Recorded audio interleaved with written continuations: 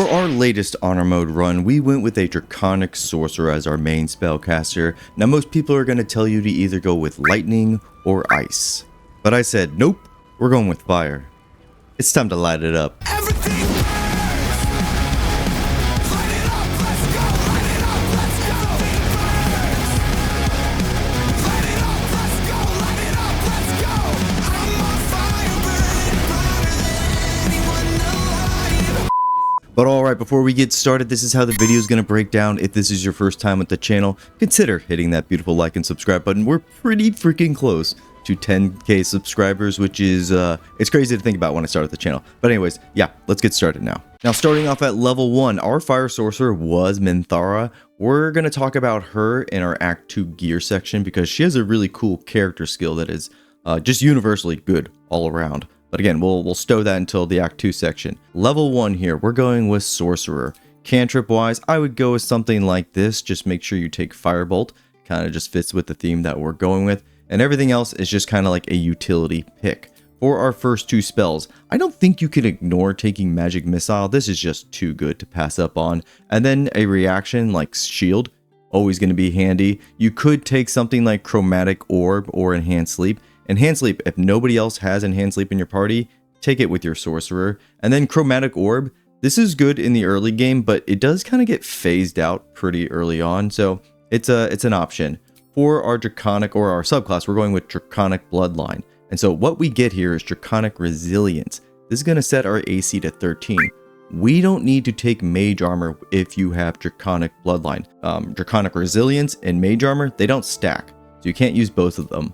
Our Ancestry here is going to be Fire. It's kind of the name of the game when it comes to this build. We're going to get Burning Hands automatically, so we don't need to pick it out of our spell slot list.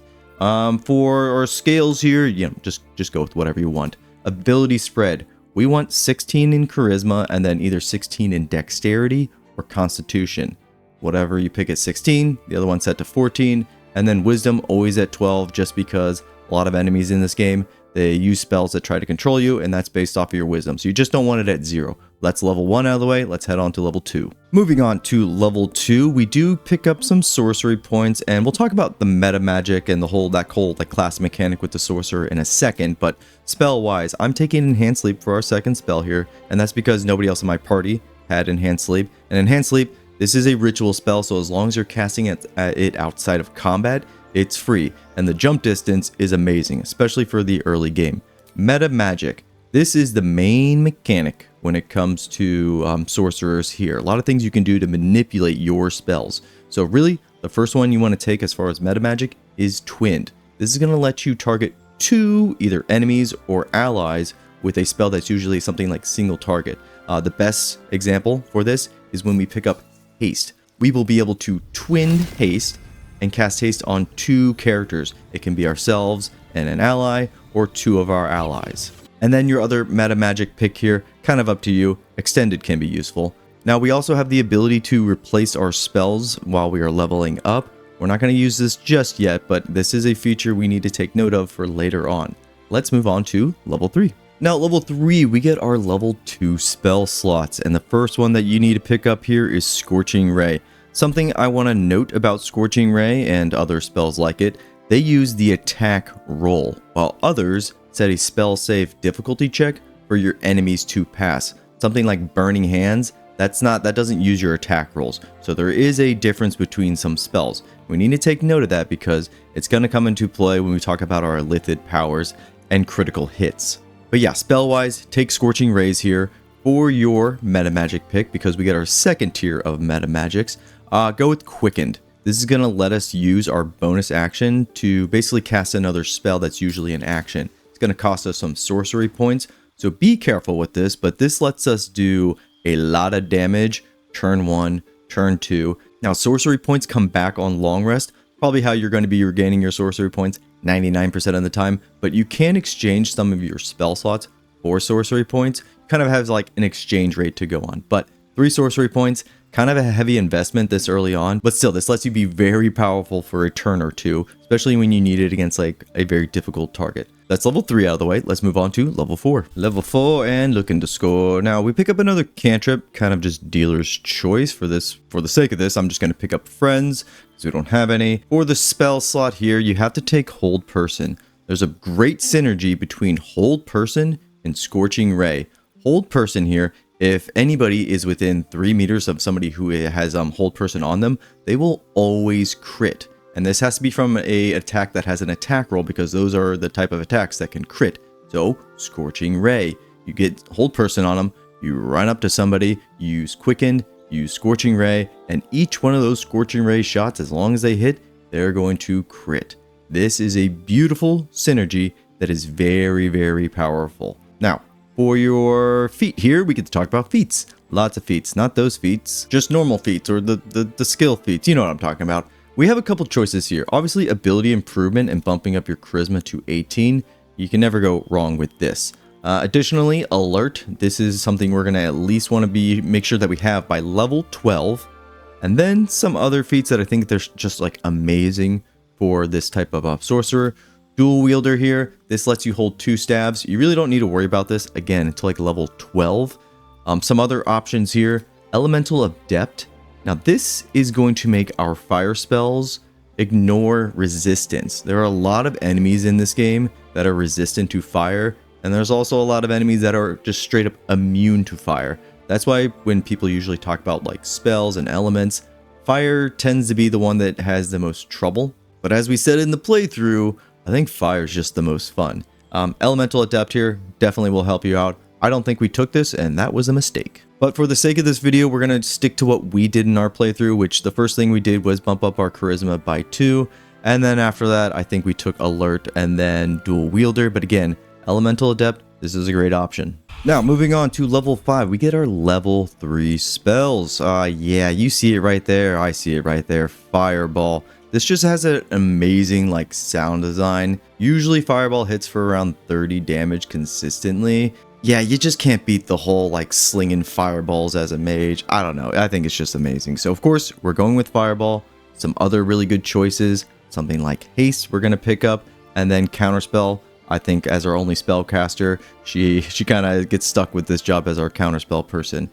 For our replace spells, nothing we want to take out now. Maybe you could think about taking out Enhanced Sleep and replacing that with either Haste or Counterspell. Magic Missile, kind of same deal. We don't really need it anymore at this point in the game when we're level 5. But I think we'll stick with this for just right now. And then we'll move on to level 6. Level 6, we get another level 3 spell slot. We're going to take Haste. Remember that combination with our meta magics. Twinned, Haste. Really strong as a supportive class. Because again, with the fire element and some fights we're just going to struggle. Instead of focusing on damage, we can kind of just be like this pseudo support class instead and make our allies even stronger. Also at level 6 here, we pick up elemental affinity damage. So we are going to get our charisma modifier on the element of our choice that we chose with our draconic line. So all of our fire spells are going to have our charisma modifier added on top of them. That is fantastic. We also pick up elemental affinity here, resistance. This, I would just go ahead and toggle off. When we deal damage with our elemental type, we can spend a sorcery point and become resistant to that damage type. This is actually just really annoying. Again, I would just suggest toggling this off. Now, for replace spell, we are going to take out Enhanced Sleep now. And instead, we're going to change it out for Enhance Ability. Because again, with our playthrough, we didn't have somebody like a cleric or a druid that were helping with skill checks outside of combat. That was our sorcerer's job. So for our playthrough, we went with Enhance Ability, and this is just an amazing spell, again, for those skill checks that are outside of combat. But that's level 6 out of the way. Let's do one more level, which is going to cover Act 1 for you. And for our last spell here, we do get our level 4 spells. Yeah, Firewall here is just, it's too good to pass up. And I really didn't have an appreciation for Firewall until our playthrough. This is just amazing. We are going to show this off in the gameplay section, but yeah, Firewall's fantastic. For replace spell again, we are, I think at this point, going to get rid of Magic Missile, and then we're going to take Counterspell. This makes sure that we have kind of all of our bases covered as a sorcerer by the end of Act 1. But now let's move on to the gear that you should be looking out for in Act 1. Now, the gear you should be looking out for in Act 1, starting off with our headpiece here, the Circlet of Blasting. This is just going to give us a free cast of Scorching Rays. For our chest piece, the Sparks Wall, this is mainly for that +1 bonus to spell save DC. Now remember, something like our Burning Hands, this sets a difficulty check for enemies, and Fireball as well. So this is really good for those. Now the gloves, we went with the Bracers of Defense. So long as we're not wearing any armor, we get a +2 to our AC. You can see here that our AC is at 19. That's pretty good for a spellcaster. Boots wise, we went with the Boots of Stormy Clamor. Really something we are like switching between characters, and I think we did land on putting them on our sorcerer at times. Then for our staff here, or our weapon, we went with Melf's first staff. This is a bonus to that spell save DC and attack rolls. So again, attack rolls, something like Firebolt, this uses your attack roll, and then Scorching Ray also uses your attack roll. Your necklace and your rings, the Pearl of Power Amulet, this is going to give us back our spell slots, or it'll give us up to level 3 spell slot just for using this this item. You can only use it once per long rest, but again, really good at getting your spell slots back, especially in the early game. For our rings here, we went with a Ring of Protection. It's going to give us +1 to our AC and our saving throws. Just kind of a universally good ring, and I thought, yeah, you know, our sorcerer is probably the best candidate for that. And then we also have the Ring of Arcane Synergy. I don't know why I have this on right now. This is not a ring we use, and it doesn't even work with what we want. Arcane Synergy, it gives you charges for your weapon attack. This is more for something like a blade singing wizard that has that martial side as well. Anyways, not for us. I don't know why I have it on. I will say the Circle of Blasting here, we didn't have it in our playthrough because, well, we were just poor. And you can blame our Oath-Breaking Paladin for that, but we'll talk about him next video. Anyways, this is the gear you should be looking out for in Act 1. Let's move on over to Act 2. And actually, before we head to Act 2, let's talk about Illithid powers. Because we have a lot of spells that have attack rolls against Scorching Ray, I think you need to work towards Luck of the Far Realms. So you probably invest in something like Favorable Beginnings, and then again, Luck of the Far Realms. Other than that, maybe work towards Psionic Backlash, but anything past, again, Psionic Backlash and Luck of the Far Realms, kind of up to you. But on our playthrough, yeah, really want to make sure we have this guaranteed crit once per long rest, and then this is just a great reaction ability. But yeah, now let's move on to Act 2. For Act 2, at level 8 here, we get another spell here. I would take Greater Invisibility, and this is really only for one section of the game. At the very end, you can use Greater Invisibility and something like Fly, and skip some pretty lengthy fights. It's the only time I use Greater Invisibility, so making sure to pick it up at least here. Feat wise, we get our second feat, just gonna go with Alert. With that out of the way, we can move on to level 9. Now, level 9 here, we get our level 5 spell slots. Technically, our Sorcerer here, again, fire damage, maybe a little bit of team buffing with Twinned Haste, but also they can be our control character because of Hold Person and then Hold Monster here. This is really good in Act 3, so definitely pick this up. It's like 2 fights that I just want to make sure I guaranteed have somebody with Hold Monster, and the Sorcerer, because of our second meta magic pick that's going to come up pretty soon. Yeah, they're excellent at that job. Let's move on to level 10 here.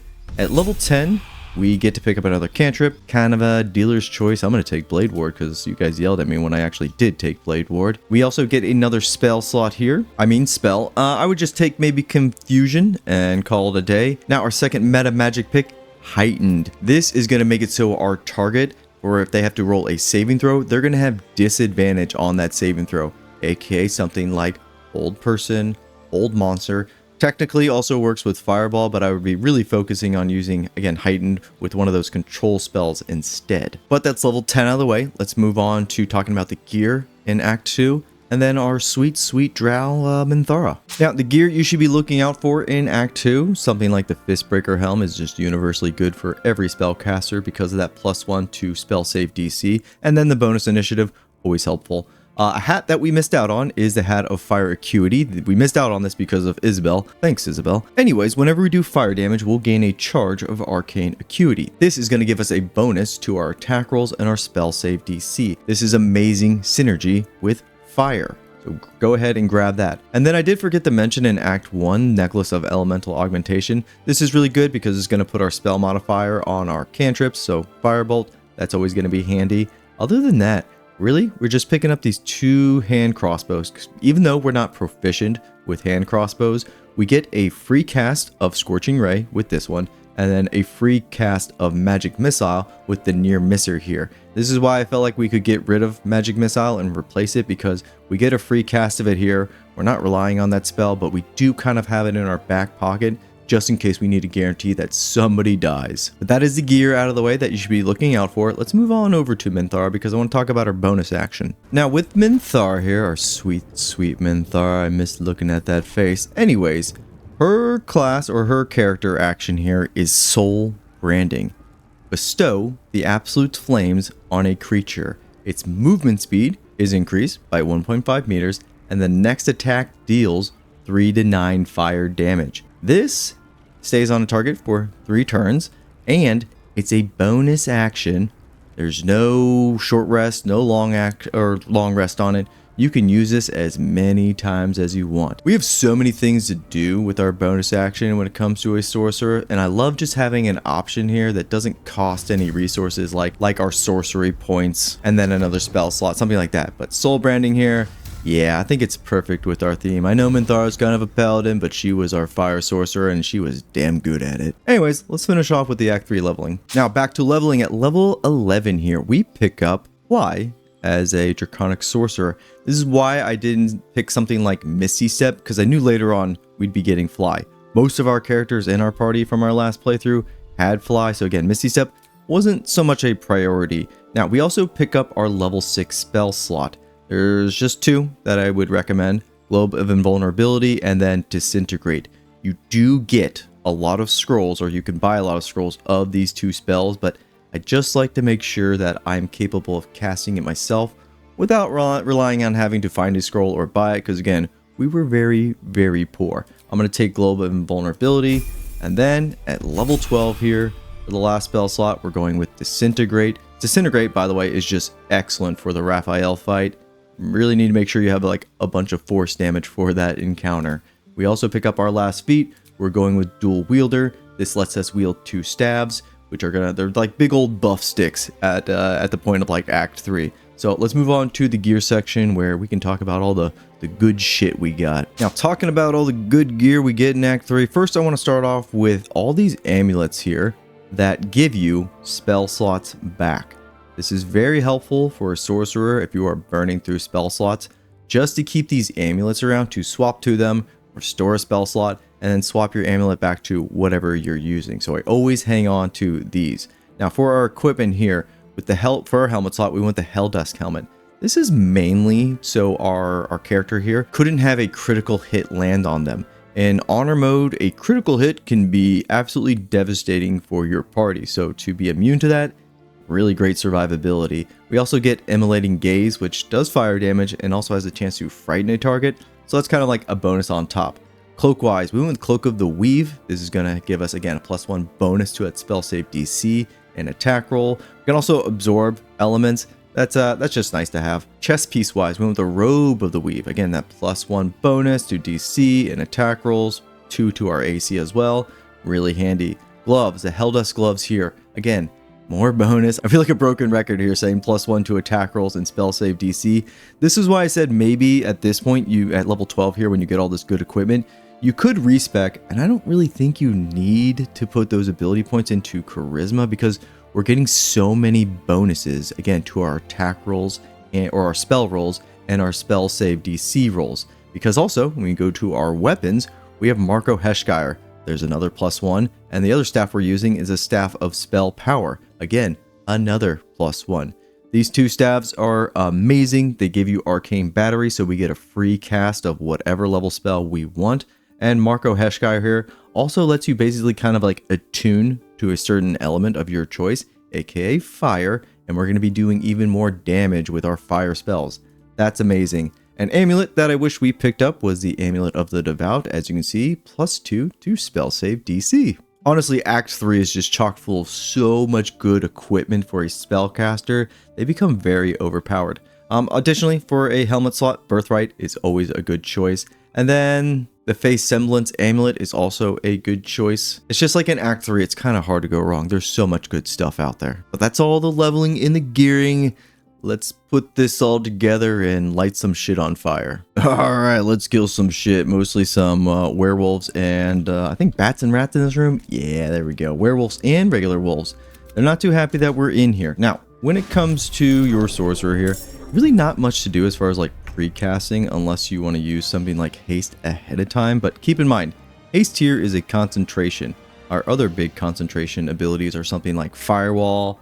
Obviously, we have our hold person and hold monster, confusion as well. But so just be aware as far as your concentrations. Ooh, and global invulnerability. But just be aware, yeah, with your concentrations, gotta be, just make sure you don't, try to overlap them. To open up the fight over here, I mean, what do we want to do first? It's kind of funny because we're just going to kill everything, like absolutely slaughter it. We will use a level 6 firewall here. And again, because of our staves that we have, they are free cast. And we're going to put this wall kind of as far as we can go. We can hit ourselves with it. That's probably not the play, but yeah, let's back up a bit. Backing up a bit and casting it again. Free cast. And let's make a nice firewall as far as the eye can see. Oh, yeah. Beautiful. Gonna hit most of the enemies. Now, at least when anybody comes close to us, they have to go through the firewall. They're gonna take some damage. Also, we have quickened over here. It's there it is. And we get to use our bonus action. This dude right here, how do we want to kill him? Probably single target. We will use let's use Raise of Fire here. We get this because of our helmet. And it might be enough to take him out. Actually, probably won't, but it's going to hurt a lot. Beautiful. Now, we can just sit and let them all come into the fire. Who's starting off? You. Okay, Savage Howl. This gives all of them a little bit of buff. Makes them tankier, but not going to matter. Here come the little bats. Bop, bop, bop, bop. It's just like those fools. Now, the more serious enemies here, the werewolf, jumps through, still gets hit by the fire, by the way. I love narrating this. From downtown, still gets shot by the fire, and then they hit us. Now, our concentration saving throws, not really going to be an issue. Something like Warcaster as another feat, not a bad choice. Now we're surrounded. Oh no. I mean, oh no for them. So we're going to use Hold Person. Yeah, Hold Person works on them. We're going to upscale it to level 4. And look at that hit chance there. 95%. That's beautiful. We could pair it with Heightened, and that just makes sure that it's 99%. Don't know if you've guys ever seen that percentage. Knowing my luck, we could still probably fail that. But we're going to use it without Heightened and get all 3 of them. At least try to, which we were very successful. Again now, with Quicken, we're going to use Scorching Rays. We're going to do a free cast of it at level 6. And oh boy, we're going to hit you once, we're going to hit you a few times, and we'll hit you a few times. Here we go. Oh, man. That really makes you feel good. Now, let's go ahead and back up a bit because we no longer have our firewall. Either way, we're so overpowered here that I don't know if they could even take us down. Oh, get close enough for a fireball. Please, for the love of God. Ah, I think he's just outside of it. That's okay. Time for a fireball. Very satisfying to use. Oh, we can hit them all. Beautiful. See you later. There's most of them dead. Why did the door close? I guess Fireball did that, huh? Look at it. Fireball just does just about everything. Let's use Quickened. And what do you guys say? Another Fireball? Sure. Why not? It's just so satisfying. Ah. And we close the door. Perfect. Now I could go all day just torching stuff, but I think that'll wrap up this video here. Let me know how you guys like to make your fire spellcasters. Obviously, when with Sorcerer, there's a ton of ways you can build into fire in this game. And although, again, there's a lot of enemies that are just straight up immune to fire, you can still find success with a build like this because of Twinned Haste, or even using Disintegrate, your magic missile, any scrolls you're carrying. It's not going to be a problem when you come up against those enemies. But now we just have one more build left from our playthrough, and that is our Vengeance Paladin, our Dirge. And that's going to be an interesting one to talk about. But I will see you guys then. If you've made it this far in the video, I appreciate the hell out of you, and I'll see you next time. Peace!